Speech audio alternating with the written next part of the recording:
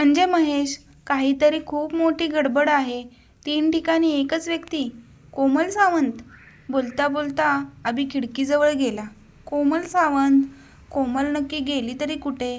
आता पुढे. भाग 4. पुढचे 4 दिवस इन्स्पेक्टर अभिषेकला त्या केसमध्ये लक्षच देता आलं नाही. एका मंत्र्याच्या मुलाचे लग्न असल्याने त्याची ड्युटी तिथे लागली होती, तर महेशकडे दुसऱ्या केसेस होत्या. अभि वैतागला होता त्या लग्नाला. लग्न उरकल्यानंतर अभिने पुन्हा केसकडे लक्ष देण्यास सुरुवात केली. त्या दिवशी महेशला त्याने घरी बोलावून घेतलं. "हां बोल अभि, कसं झालं लग्न? " महेश जरा मस्करीत बोलला. "गप रे, ते नको आता. किती त्रास झाला 4 दिवसात. विषय काढू नकोस तो. " अभि वैतागत बोलला. "ओके बाबा, कशाला बोलवलंस? " "अरे, कोमल सावंत केसकडे लक्षच दिलं नाही 4 दिवस. " "हो रे, मी पण दुसऱ्या केसेसवर होतो ना.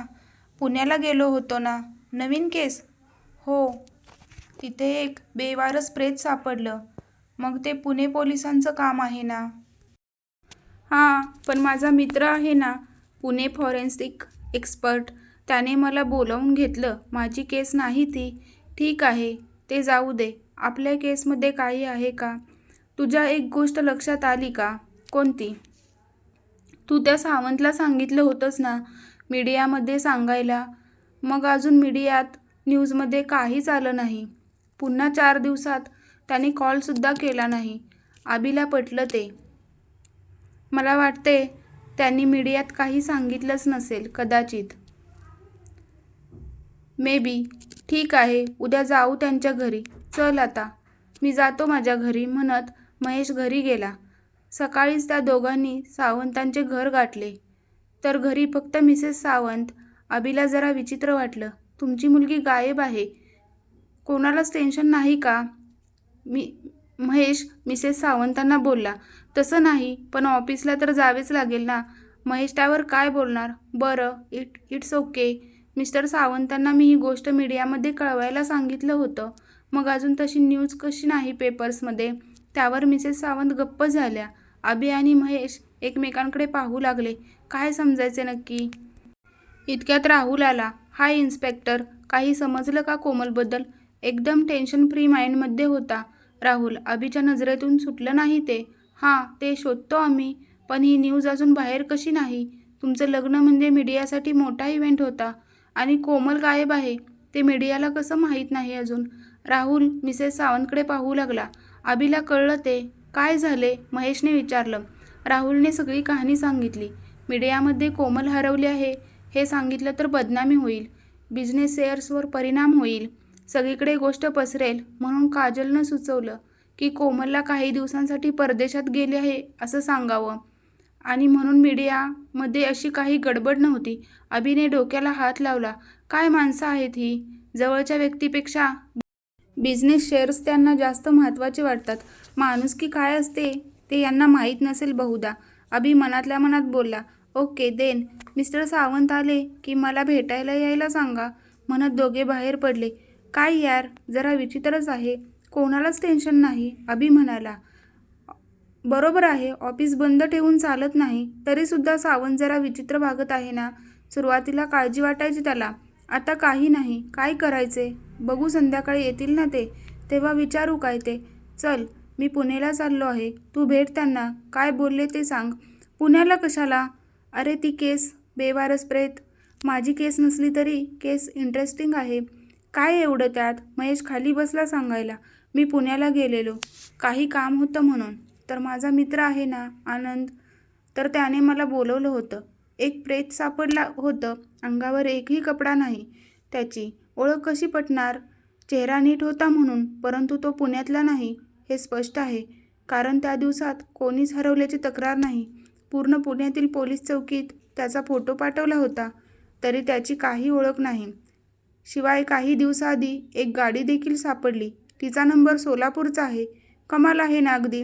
सोलापूरची गाडी पुण्याला चोरून आणली असेल" महेश म्हणाला.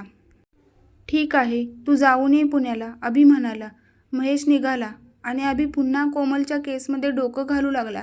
संध्याकाळी मिस्टर सावंत आणि काजल पोलीस स्टेशनमध्ये आले. अभि त्यांचीच वाट बघत होता. "या मिस्टर सावंत. खूप दिवसांनी आलात. हो, जरा बिझी होतो ना ऑफिसच्या कामात, म्हणून जमलं नाही. आणि या काजल, या कुठे होत्या? अभि काजलकडे पाहत म्हणाला. मी मी गोव्याच्या ऑफिसला होते. अभि संशयी नजरेने काजलकडे पाहू लागला. कुठे गेली असेल कोमल? काय कारण असेल?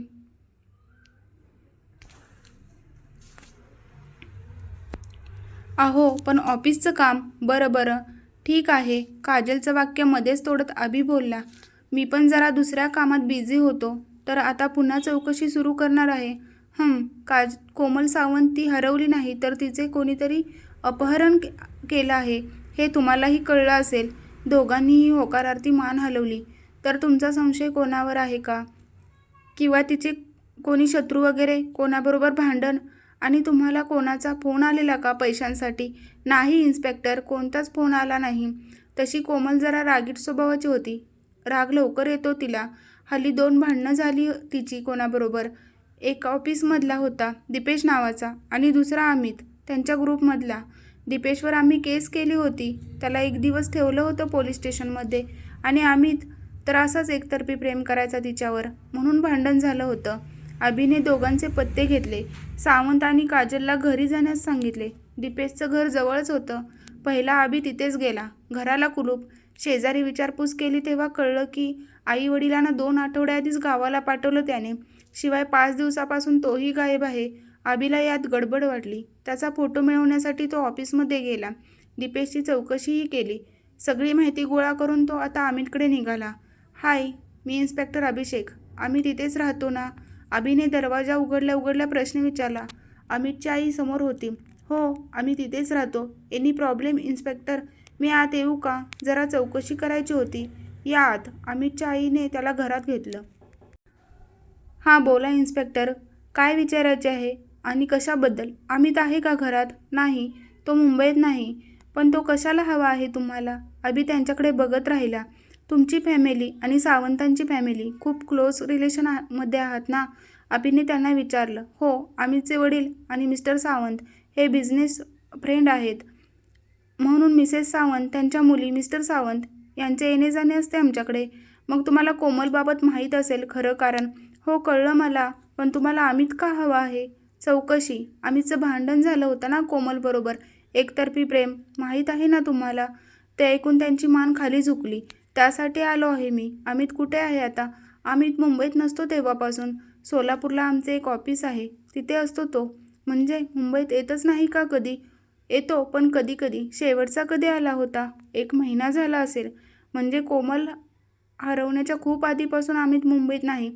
शिवाय कोमल सोलापूर स्टेशनला दिसली होती. अमितचे ऑफिस सोलापूरला आहे. दोघांचा काही संबंध आहे का? अमित कॉल तर करत असेल ना? नाही, फोनसुद्धा नाही करत. लास्ट कॉल कधी आला होता? तेव्हाच 1 महिन्यापूर्वी. सोलापूरला पोहोचला तेव्हा कॉल केला होता, नंतर नाही. अभि चक्रावून गेला. म्हणजे तुम्हाला काहीच वाटत नाही? तो कॉल करत नाही, इकडे नसतो त्याचं. त्या गप्प झाल्या. थोड्या वेळाने बोलल्या. तो आधीपासून असाच आहे. आमच्याबरोबर जास्त बोलत नाही तो. त्यात कोमलचं प्रकरण झालं. अमित आधीपासूनच सोलापूरला जायचा, पण आठवड्याने मुंबईला यायचा. त्या भांडणानंतर तो मुंबईत नसतोच जवळपास. आम्ही त्याला काही बोलत नाही. बिझनेसमध्ये लक्ष देतो, तेच खूप आहे आमच्यासाठी. अभिने अमितचा फोटो घेतला, सोलापूरच्या ऑफिसचा पत्ता घेतला आणि तसाच घरी आला. 2 दिवसांनी महेश मुंबईत परतला. थेट अभिषेकला भेटायला गेला. काय मग इन्स्पेक्टर महेश, काय चाललंय? अभि जरा विचारत होता. महेशनं ओळखलं. काय झालं रे? काही नाही, जरा टेन्शन आले आहे या केसचे. क्या हुआ? अभिने सगळी जमलेली माहिती महेशसमोर ठेवली. हे बघ, कोमल हरवून म्हणजेच अपहरण होऊन 1 आठवडा झाला आता. त्यांच्या घरी कोणालाच टेन्शन नाही. ते दोघे, बाप आणि त्यांची पोरगी, त्यांना सांगूनसुद्धा मुंबई बाहेर गेले ऑफिसच्या कामासाठी. तिथे अमित 1 महिन्यापूर्वी सोलापूरला गेला आहे. तो काय करतो याचं त्याच्या आईवडिलांना काही नाही. राहुल तर विचारतसुद्धा नाही कोमलबाबत. आणि कोमल, ती कुठे आहे अजून त्याचा पत्ता नाही लागत. अजून डोकं फिरलं आहे माझं. अभि डोक्याला हात लावून बसला होता. थोड्या वेळाने तोच बोलला. तुझं सांग, काय झालं त्या केसचं? हां, ती केस ना, ती डेड बॉडी भेटली होती ना. ओळख तर पटली नाही, पण त्याचा खून झालेला नक्की. गोळी लागली आहे त्याला. शिवाय 1 महिन्यापूर्वीचं प्रेत आहे ते. अरे, प्रेत जंगलात सापडलं. त्याच्या अंगावरचे कपडे कुठे गेले माहीत नाही. चोराचे काम असेल कदाचित. आणि ती कार भेटली होती तिचे काही माहीत नाही मला. तेव्हा अभिला काही आठवलं. पाटील, तुम्हाला काही काम सांगितलं होतं ते केलंत का? अभिने आवाज दिला. हो सर, त्यांना 11 वाजता बोलवलं आहे, येतील ते इतक्यात. महेश अभिकडे पाहू लागला. काय? कोमलचे बँक स्टेटमेंट चेक केला. 2 दिवसापूर्वीच तिच्या अकाउंटमध्ये कोणीतरी 4,000 जमा केले. आता ती तर ते अकाउंट यूज करत नाही किंवा तिची फॅमिलीसुद्धा नाही. म्हणून मी बँकेकडे चौकशी केली असता ते पैसे कोणीतरी बंगलोरमधून ट्रान्सफर केले आहेत. इंटरेस्टिंग. तेव्हा पाटीलला सांगितलं होतं तपास कर म्हणून. ते पैसे एका अकाउंटमधून नेट बँकिंगने डायरेक्ट ट्रान्सफर केले होते. त्यामुळे ज्या अकाउंटमधून पैसे आले होते त्याची माहिती लगेच मिळाली. कोणी निलिमा नावाच्या स्त्रीचे ते अकाउंट होते.